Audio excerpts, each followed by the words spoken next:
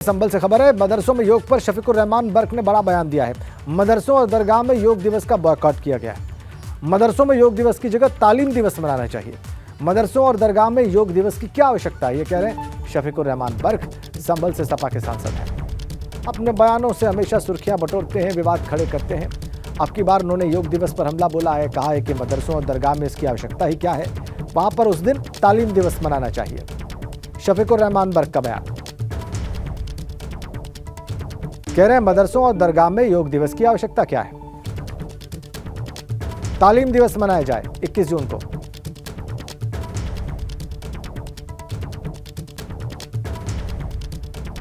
मदरसों में योग दिवस की जगह तालीम दिवस मनाना चाहिए, ये मशवरा पेश किया है शफीकुर रहमान बर्क ने। बड़ी खबर संबल से, मदरसों में योग दिवस पर शफीकुर रहमान बर्क ने यह बड़ा बयान दिया।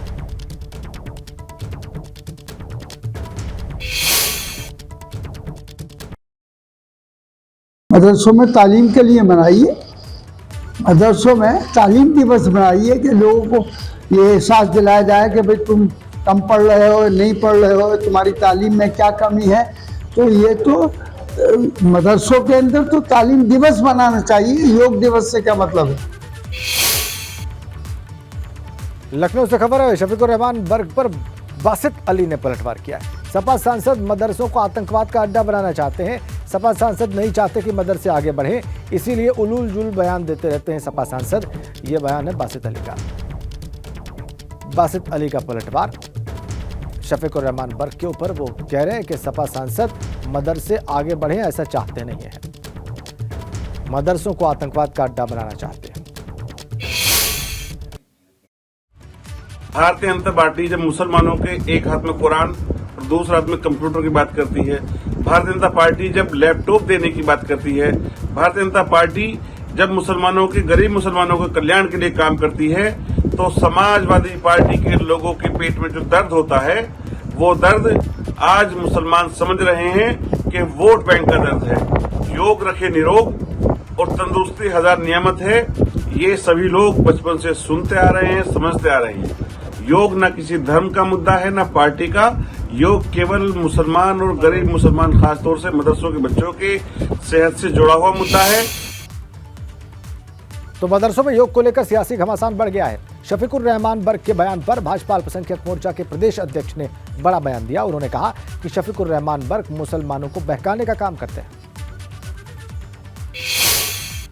भारतीय जनता पार्टी के अल्पसंख्यक मोर्चा के प्रदेश अध्यक्ष कुंवर बासित अली जी हमारे साथ हैं। बासित जी, सपा सांसद बर्क ने बयान दिया है योग को लेकर, जो मदरसों में योग की तालीम देने की बात कही जा रही है। समाजवादी पार्टी लगातार मुसलमानों को किस तरह से पिछड़ा रखा जाए, उनको अनपढ़ रखा जाए, किस तरह से उनको दुनिया के साथ चलने से रोका जाए, लगातार इसी के लिए कोशिश करती रहती है।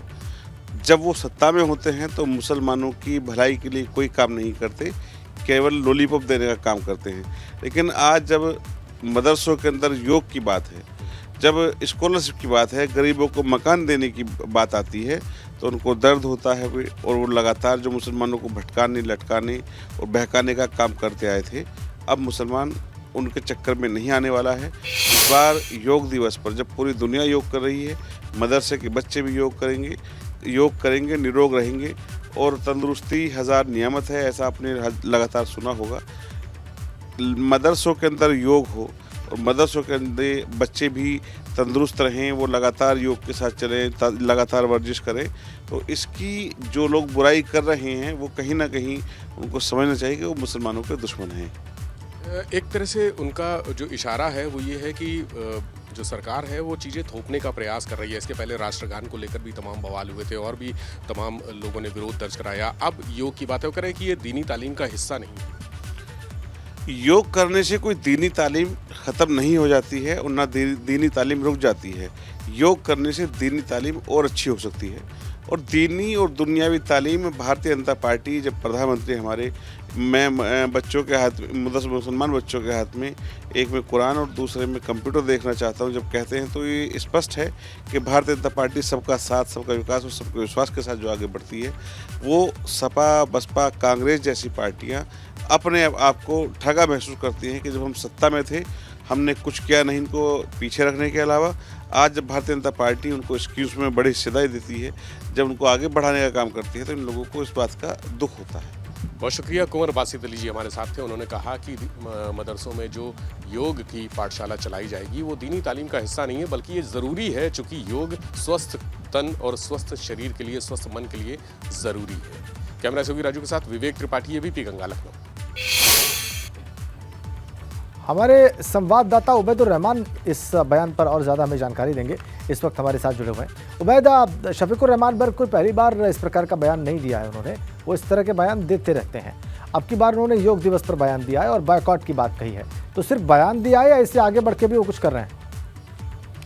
देखिए, चुनावी साल है, 2024 का लोकसभा चुनाव सामने है। ऐसे में उत्तर प्रदेश में 80 लोकसभा की सीटें हैं और मुस्लिम मतदाताओं की संख्या लगभग 20% है, तो जाहिर सी बात है मुस्लिम वोटरों को लुभाने के लिए कोई भी पार्टी पीछे नहीं है। शफीकुर रहमान बर्क ने जो अपना बयान दिया है, उन्होंने कहा कि योग कोई बुरी चीज नहीं है।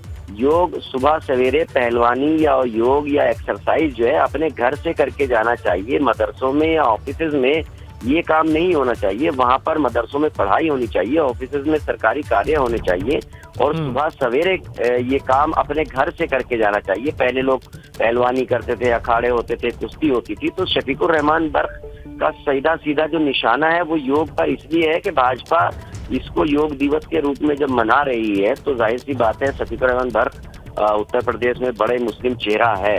और भारतीय जनता पार्टी भी इस बार जिस तरह से पिछले चुनाव हुए हैं और कई जगह नगर पंचायतों में, नगर पालिकाओं में जहां पर भाजपा कभी जीतती नहीं थी, मुस्लिम प्रत्याशियों को टिकट दिया और जीत कर आई, तो इस बार मुस्लिम मतदाताओं पर नजर इन दोनों दलों की खास तौर पर है।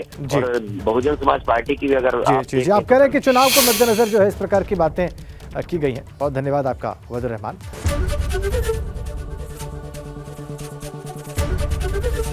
एबीपी गंगा, खबर आपकी, जुबान आपकी।